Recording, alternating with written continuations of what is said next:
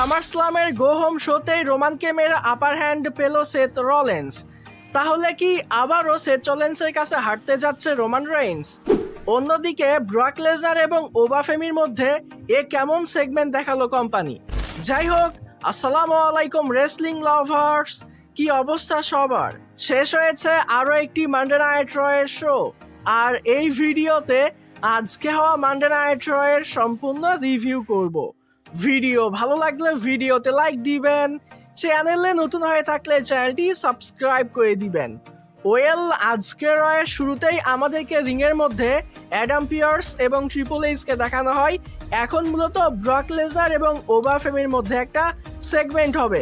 তো সরাসরি আমাদেরকে ব্যাকি স্টেজে নিয়ে যাওয়া হয়, যেখানে মূলত ওবাফেমি বেশ কয়েকটা পুলিশ অফিসারকে সঙ্গে করে নিয়ে এন্ট্রি নিচ্ছিল। দেখে অনেকটা গোলবার্গের মতো ফিল দিচ্ছিল। তো ব্যাকি স্টেজ থেকে সরাসরি ওবাফেমির এন্ট্রি হয়, সে রিংয়ের মধ্যে আসে এবং অফিসিয়ালি তার ওয়েট ইন করা হয়, যেখানে তার ওয়েট গিয়ে দাঁড়ায় 302 পাউন্ড। তো এরপরে সেখানে ব্রক লেসনারকে ডাকা হয়, পল হেইম্যানকে সঙ্গে করে নিয়ে সেখানে ব্রক লেসনার চলে আসে। তবে ব্রক লেসনার কিন্তু আর কেজের মধ্যে ঢোকে না, বরং সে রিং সাইড থেকেই কেজের যে দরজাটা আছে এটা বাইরে থেকে লক করে দেয়, যার কারণে ব্রক লেসনার নিজেও আর ভেতরে ঢোকে না, আর ভেতর থেকেও কেউ বাইরে বের হতে পারে না। তো এটা ব্রক লেসনার ভয় পেয়ে করেছে নাকি অন্য কোনো কারণ? তবে পল হেইম্যান এই বিষয়টাকে এরকম করে বলে যে ব্রক লেসনার যদি কেজের মধ্যে যায় তাইলে অন্যদের জন্য সমস্যা হবে, সবাইকে ব্রক লেসনার একেবারে শেষ করে দিতে পারে। তো অন্যদেরকে বাঁচানোর জন্য মূলত এমনটা করা হয়েছে, এরকম করে মূলত পল হেইম্যান এই বিষয়টা এক্সপ্লেন করে। এরপরে সে ব্রক লেসনারের যে প্রশংসাগুলো আছে এগুলো করতে শুরু করে, যে ব্রক লেসনার রেসলিং ইতিহাসের সব থেকে বিধ্বংসী সুপারস্টার, সে সব থেকে সাকসেসফুল সুপারস্টার। সামারস্লামে ওবা এবং ব্রক লেসনারের মধ্যে যে হেল ইন আ সেল ম্যাচ হবে, এই ম্যাচের মধ্যে ব্রক লেসনার ওবাকে একেবারে শেষ করে দিবে। কারণটা হলো, এর আগে যতগুলো হেল ইন আ সেল ম্যাচের মধ্যে ব্রক লেসনার ছিল প্রত্যেকটা ম্যাচের মধ্যে ব্রক লেসনারই জিতেছে। যেখানে আন্ডারটেকারের মতো সুপারস্টার ব্রক লেসনারকে হারাতে পারেনি, সেখানে ওবা কি করে ব্রক লেসনারকে হারাবে?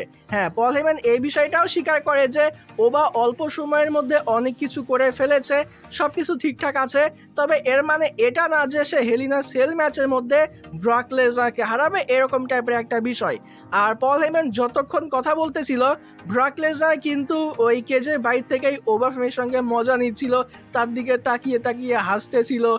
একটা পর্যায়ে সে তো কেজের কাছে গিয়ে ওবাকে একটা কিসও করেছে, এই যে স্ক্রিনশটটা আপনারা দেখেন। মানে আমার কাছে বিষয়টা অনেক ফানি লাগছে। তো পল হেইম্যান এবং ব্রক লেসনারের কথাবার্তা শেষে তারা মূলত সেখান থেকে চলে যাচ্ছিল। তো এরপরে ওবা মাইক্রোফোনটা হাতে নিয়ে এসে পিছন থেকে ব্রক লেসনারকে বলে যে হ্যাঁ, তুমি শুধুমাত্র এটাই করতে পারো, পালাতে পারো, ভাগতে পারো। তবে আর মাত্র 5 দিন সামারস্লামে যখন হেল ইন আ সেল কেজের মধ্যে আমরা আটকে পড়বো, সেখানে তুমি আমার থেকে পালাতে পারবে না, সেখানে আমি তোমাকে একেবারে শেষ করে দিব, এরকম টাইপের একটা বিষয়। তো ওভারঅল এরকম টাইপ, মানে এরকম করে মূলত এই সেগমেন্টটা শেষ করা হয়েছে। সত্যি কথা বলতে গো হোম শো হিসেবে ওবা এবং ব্রক লেসনারের মধ্যে যে রকমের সেগমেন্ট আমরা প্রত্যাশা করতেছিলাম, এরকম কিছুই কিন্তু এখানে করা হয়নি। যদি এখানে একটা ব্রল টাইপ দেখানো হতো তাইলে কিন্তু এই ম্যাচ এবং সামারস্লামটা আরও অনেক বেশি হাইপ হতো, যেখানে কিন্তু কোম্পানি এটা করেনি। ট্রিপল এইচ তো রিংয়ের মধ্যে শুধুমাত্র একদম কার্টের পুতুলের মতো দাঁড়িয়েছিল, যে বিষয়টা অত্যন্ত বিরক্তিকর ছিল। তো বলা যায় যে কোম্পানি অনেক বড় একটা অপরচুনিটি কিন্তু এখানে একেবারে লস করে দিয়েছে। তো যাই হোক, এভাবেই মূলত এই সেগমেন্টটা এখানে শেষ হয়। এরপর আমরা দ্য ভিশন এবং আলফা একাডেমির মধ্যে একটা ট্যাগ টিম ম্যাচ দেখতে পাই। ডিসেন্ট একটা ম্যাচ ছিল, দুই টিমই এই ম্যাচের মধ্যে মোটামুটি বেশ ভালোই পারফর্ম করেছে। তবে সত্যি কথা বলতে এই ম্যাচ কিংবা এদের মধ্যে যে সেগমেন্টগুলো হচ্ছে, এই বিষয়গুলো কেন যদি আমার কাছে ভালো লাগতেছে না। বিশেষ করে ব্রন বেকারের সঙ্গে যা কিছু হচ্ছে, এই বিষয়টা আমি একেবারে হজমই করতে পারতেছি না। মানে ওবাফেমি পরে এসে সে আজকে কোন পর্যায়ে পৌঁছে গেছে, অথচ কোম্পানি ব্রন বেকারকে কিভাবে শেষ করেছে। মানে বছরের শুরুর দিকে সে ওয়ার্ল্ড চ্যাম্পিয়নশিপের দিকে গেল, আর এখন সে পড়ে আছে ট্যাগ টিম চ্যাম্পিয়নশিপে, যেখানে সেখানে সে ওটিস আকিরা তুজাওয়ার কাছে মার খাচ্ছে, যেখানে ওভার সামনে ওটিস দাঁড়াতেই পারতেছে না। সে ওটিস বলা যায় যে একরকম ব্রন ব্রেকারকে ডিস্ট্রয় করতেছে। তো এই বিষয়টা কেন জানি আমি একেবারে হজমই করতে পারতেছি না। আমি গত সপ্তাহেও এই বিষয়টা নিয়ে কথা বলেছি, আবারও বলতেছি যে ব্রন ব্রেকারকে এই ভিশন থেকে যত দ্রুত সম্ভব বের করা উচিত। এই ভিশনের মধ্যে ব্রন ব্রেকার থাকলে তাকে দিয়ে ভাই কিচ্ছু হবে না, এটা পার্সোনালি আমার কাছে মনে হচ্ছে। তো যাই হোক, এই বিষয়টা নিয়ে আর কথা না বলি, আসি এই ম্যাচের ব্যাপারে। তো ঠিকঠাক একটা ম্যাচ ছিল। ম্যাগজিন ডুপ্রি রিং সাইড থেকে এই ম্যাচের মধ্যে ঝামেলা করে, যার জন্য শেষ পর্যন্ত দ্য ভিশন এই ট্যাগ টিম ম্যাচটা জিতে যায়। এই ম্যাচটা শেষ হয়ে যাওয়ার পরেও ভিশন এখানে ওটিস এবং আকিরা তুজাওয়াকে একেবারে ডিস্ট্রয় করে দিয়েছে। এরপর আমাদেরকে ব্যাকি স্টেজে এলএ নাইটের একটা ইন্টারভিউ টাইপের সেগমেন্ট দেখানো হয়, যেখানে তাকে মূলত ব্লাড লাইনের বিষয়ে প্রশ্ন করা হয় সামারস্ল্যামে, যেহেতু এদের একটা ট্যাগ টিম ম্যাচ হবে। তো এই বিষয়টা নিয়েই মূলত এলএ নাইট এখানে ভংচং কথাবার্তা বলে, তেমন ইম্পর্টেন্ট কিছুই ছিল না, তাই এই বিষয়টা নিয়ে আর কথাও বলতে চাই না। আর হ্যাঁ, এখানে বেশ কয়েকটা ভিডিও প্যাকেজও কিন্তু কোম্পানি দেখিয়েছে। ইও স্কাইয়ের, লিভ মর্গানের, রাকেল রড্রিগেজের, সোল রুকার, যেহেতু এদের ম্যাচ হবে, তো এই ম্যাচগুলো হাইপ করার জন্যই মূলত এই ভিডিও প্যাকেজগুলো এখানে দেখানো হয়েছে, তেমন ইম্পর্টেন্ট কিছুই এখানে ছিল না। এরপর আমরা জিভান ইভান্স এবং রুসেভের মধ্যে ম্যাচ দেখতে পাই। হ্যাঁ, এটা একটা ভালো ম্যাচ ছিল, তবে সত্যি কথা বলতে এই ম্যাচকে ঘিরে আমার কোনো এক্সাইটমেন্ট নাই। কারণটা হলো হাতে গোনা এই 4-5 জন সুপারস্টার। দেখেন, জিভান ইভান্স, ড্রাগন লি, রুসেভ, ইথান পেজ, আর এদিকে জো হেনরি এবং পেন্টার নামও নেওয়া যায়। মানে হাতে গোনা এই কয়েকজন সুপারস্টারের মধ্যে এক সপ্তাহে এর সাথে এর ম্যাচ, পরের সপ্তাহে অন্যজনের সাথে তার ম্যাচ, আবার একটা ট্যাগ টিম ম্যাচ, মানে শুধু এগুলাই চলতেছে, কোনো গল্প নাই, কোনো ফিউড নাই। সত্যি কথা বলতে এরকম করলে কিন্তু কোনো কাজ হবে না। জিভান ইভান্সের মধ্যে কিন্তু অনেক বেশি পোটেনশিয়াল আছে, তাকে ভালো একটা ফিউড দেওয়া উচিত, ভালো একজন অপোনেন্ট দেওয়া উচিত, ভালো একটা গল্প দেওয়া উচিত, নাইলে কিন্তু ভাই কোনো কাজ হবে না। রুসেভের মধ্যেও কিন্তু অনেক বেশি পোটেনশিয়াল আছে, এটা কিন্তু আমরা অনেক আগেই দেখেছি। তবে কোম্পানি যে কি করতেছে, আপনারা আবার কেউ বিরক্ত হয়েন না। মানে আমি জানি যে এই বিষয়গুলো বললে মানে আমি নিজে সরাসরি গিয়ে হয়তো বা ডাব্লিউডাব্লিউর ভিতরে কোনো চেঞ্জেস করতে পারবো না, বা কোম্পানিও হয়তো বা আমার কথা শুনবে না। তবে আপনারা যেহেতু আমার কথা শুনতেছেন, তাই আপনাদের সঙ্গে মূলত এই মনের দুঃখগুলো শেয়ার করতেছি। মানে আপনাদের সঙ্গে এই বিষয়গুলো শেয়ার না করলে আর কাদের সঙ্গে শেয়ার করব। তো যাই হোক, এখানে জিভান ইভান্স এবং রুসেভের মধ্যে যে ম্যাচ হয়েছে, ম্যাচটা কিন্তু অনেক ভালো হয়েছে। দুইজনে কিন্তু এই ম্যাচের মধ্যে অনেক ভালো পারফর্ম করেছে। একটা স্ট্যানার মেরেছে জিভান ইভান্স রুসেভকে। এখানে রুসেভের যে সেলিংটা ছিল এটা কিন্তু অনেক বেশি ভালো ছিল। তবে শেষ পর্যন্ত জিভান ইভান্স ওজি কাটার লাগিয়ে রুসেভকে এই ম্যাচের মধ্যে হারিয়ে দিয়েছে। এই ম্যাচটা শেষ হয়ে যাওয়ার পরে আমাদেরকে ডেনহাউজেন এবং জো হেনরি একটা কনসার্ট টাইপের সেগমেন্ট দেখানো হয়। সেখানে তারা মূলত নাচা গানা করে, I believe you curse type কিছু একটা গান টান হবে। সেখানে মিনি হাউজেন আসে, তারপরে বেশ কিছু ব্যাকগ্রাউন্ড ডান্সাররা এসে সেখানে নাচা গানা করে, মানে কনসার্ট টাইপের একটা ভাইব দেওয়া সেখানে চেষ্টা করেছে কোম্পানি। তো সেখানে পিছন থেকে চলে আসে আই থিঙ্ক রান গার্সিয়া হবে, সে আসলে কে আমি তাকে চিনি না। তো সে এসে গিটার দিয়ে জো হেনরির উপরে অ্যাটাক করে দেয়। এরপরে সেখানে ডমিনিক মিস্টিরিও, জেডি ম্যাকডোনা এসে সবাইকে মেরে মুড়ে মূলত বিষয়টা একবারে সাফ করে দেয়। মানে কিসের জন্য এই সেগমেন্টটা ছিল, কেন ছিল, এটার যে কি উদ্দেশ্য, আমি এই বিষয়টা সম্পর্কে কোনো কিছুই বুঝতে পারলাম না। তবে এরকম টাইপের সেগমেন্ট দেখানো হয়েছে। পরবর্তী সময়ে ডেনহাউজেনের আরও একটা ব্যাকি স্টেজ সেগমেন্ট দেখানো হয়, যেখানে অ্যাডাম পিয়ার্স গিয়ে ডমিনিক মিস্টিরিওর যে টাকাটা আছে এটা ফেরত দেওয়ার কথা বলে, তবে ডেনহাউজেন রাজি হয় না।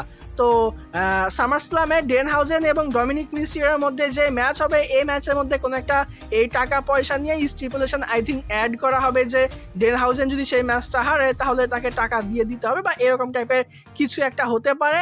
তো এই বিষয়টা কনফার্ম হলেই তখন এই বিষয়টা সম্পর্কে আমি আপনাদেরকে জানাতে পারবো। তবে এরকম টাইপের কিছু একটা হবে, এমনটাই মূলত এই সেগমেন্টের মধ্যে দেখানো হয়েছে। এরপর আমরা রে মিস্টিরিও এবং ইথান পেজের মধ্যে একটা ম্যাচ দেখতে পাই। তো এটাও একটা ভালো ম্যাচ ছিল। রে মিস্টিরিও এবং ইথান পেজ দুজনেই এই ম্যাচের মধ্যে অনেক ভালো পারফর্ম করেছে।